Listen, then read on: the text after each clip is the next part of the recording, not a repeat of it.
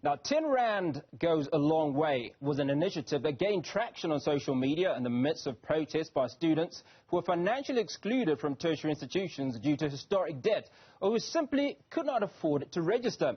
Social media content creator and reality TV star Lasizwe started the initiative using the hashtag. And once people started donating towards the cause, a major bank also donated R1 million, raising the total amount to 2 million. Now, recently, Twitter users started to question how the funds were administered and who benefited from the fund. Dabuza says all the funds were transferred to the Fundi organization, which handled the proceeds. He talks to us now about this and some of the lessons he takes away from this.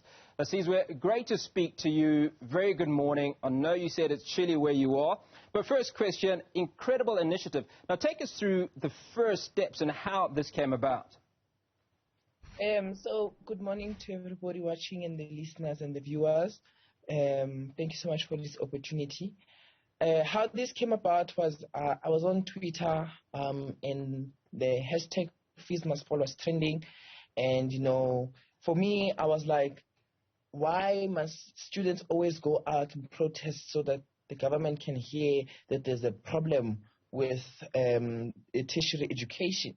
So initially, you know, I wanted to donate 10,000 Rand from my personal capacity to somebody to help them register, because I think the main cry here was that people were struggling to get registered. So I said to myself, hey, let me donate this 10,000 Rand. Let me see, maybe I can help one person, two people, I don't know, and etc. So then we went on to a live, and I was asking my friends, guys, what can I do with 10,000 Rand? And this is where my friends and my teammates, Sibu Mapena, Ayanda, King Aya, and Gateko Tekis Dinwiddie joined, and you know, the rest became history over a live. We created the initiative on an Instagram live, created the name, we were asking people for suggestions and all of these things, and people were participating.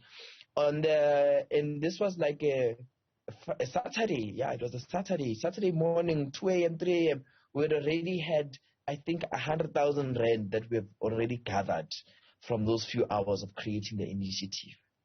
Now, obviously, this spread like wildfire, if you will, and within 5 days, you'd raised R1 million. Did you expect to be able to do so much in so little time? Honestly, to Godly, I think it was a shock to us, because this initiative, when we were doing it, it was so like stressful, you know, because we have to call on favors for our celebrity friends to jump on, because they also brought their fans on, and brands also jumped on. So at the end, you know, we were just very grateful that, you know, South Africa really came together in this moment to help one another. So it was a shock to us that, wow, you know, we really did it. Now, obviously, you speak about a shock, and I suppose preparedness was one of those issues that you might not have had. How prepared were you for the money that came through, and what structures did you put in place for the distribution of this money? So the preparedness, you know, to be honest, the goal was R1 million. We said, you know what, let's raise R1 million, and let's just see, with R1 million, maybe we can help a few students register for tertiary education. And, you know, it doubled. We were also shocked at how a brand came through and said, listen, we will double that. And I think it was Standard Bank that doubled it. And the preparations of distributing funds. Papa, I'm not a fundraiser. I've never fundraised in my life. I don't know what to do. That's why we had researched and found an organization called Fundi to help us administer the funds, because we thought to ourselves that if we administer these funds ourselves, we are going to now have to go door to door to University of Johannesburg, Beats, Pitori, and now ask for these learners' names and who has registered. And bear in mind, we have our own lives that we have to live and continue. In this project, we've taken it on and said, you know what, we've done our bit, now let's give it to people that know what they're doing. Now, there's been a lot of outcry on social media, Twitter in particular, where the public, and some of these are potential contributors to the fund, that have asked What's happened to the money? Where did it go? Who did it benefit? What have you done to, one, allay these fears, to go back to the very same public and say, thank you, everybody, this is what we've raised. Fundi, can you show us the records of the money that came through and how this money was distributed?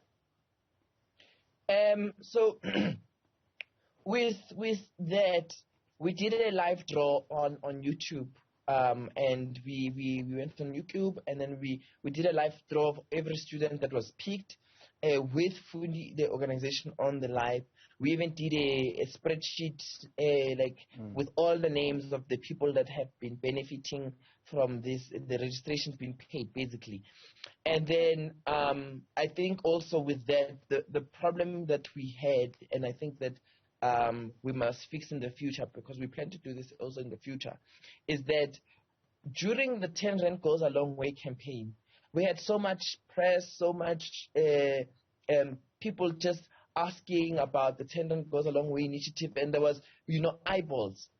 At the end, when we announced who are the recipients that are going to benefit from this initiative, people didn't engage with those posts. I mean, I retweeted on Twitter. Simba Bena did post who will be benefiting and etc., how it was made and etc.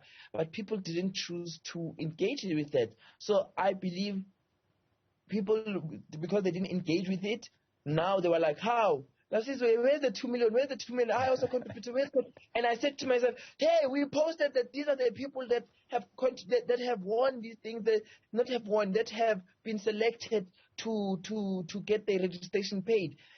Even some students came out and said, listen, my registration has been paid. My registration has been paid. But still, South African Twitter, Black Twitter, they want to drag this thing and make me look like, I'm a bad person. And that time, I said Fundi everything. But also, I think the mistake that we did was maybe Fundi didn't release an official statement that this is what has happened. Also, on our end, we didn't release an official statement.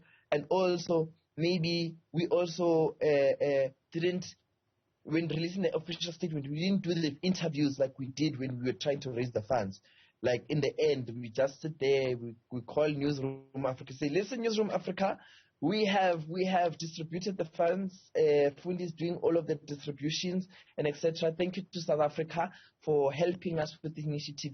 Siyabonga. I think that was the biggest mistake we did, is that we didn't come to Newzroom Afrika and say, guys, we'd like to thank South Africa for helping us. This is what we've done with the 2 million. And yeah, Newzroom, with all its viewers, certainly would have assisted in that regard. But talk us through the number of students that benefited from this 2 million rand.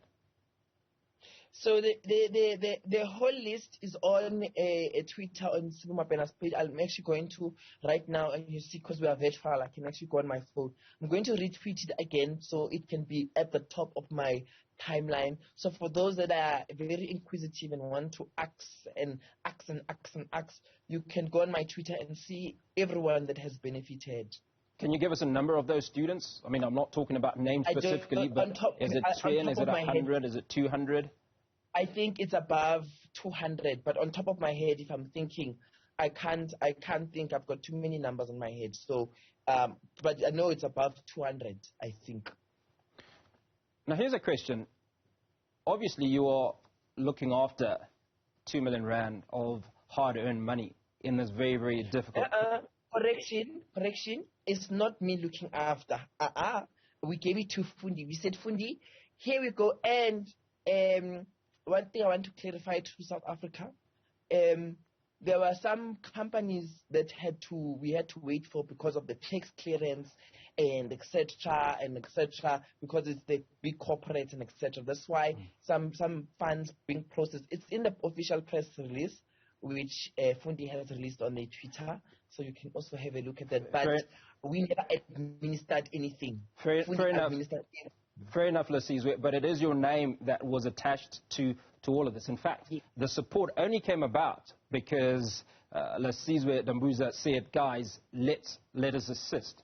So I suppose the final question is, you've talked through us some of the lessons that you've learnt. You've also suggested that this might be happening again in the near future. Is that the plan? Yes, to be honest, the plan is to assist, but now, because it's me, I like to go bigger and better. It's the first of its kind to happen in South Africa. So I really want to do it again, better, with more structure. Right now I'm researching a lot about fundraising. How do you make it? I want like the students that really need this fund to really be impact. Like, they must feel happy that like there's people out there that want us to go have a better life. So I want to do it again, but with order now. And finally, before we let you go, recently you played a prank on your brother Lungile around a scholarship. Tell us, how did that end? Hey, at the end, my brother till this day keeps calling me that, hi man, haven't the scholarship people called us yet, because I have a share in this thing. Me, I'm your big brother. I say, it's a prank, Lungile, man, it's a prank. He says, no, man, hey, Pela, now I was planning to put paving in the house. I was planning to put tiles and to extend my wall. So now what's happening, So yes. Lasizwe, thank you so much for your time this morning. Social media content creator and reality TV star Lasizwe talking to us through the 10 Rand Can Make a Difference initiative.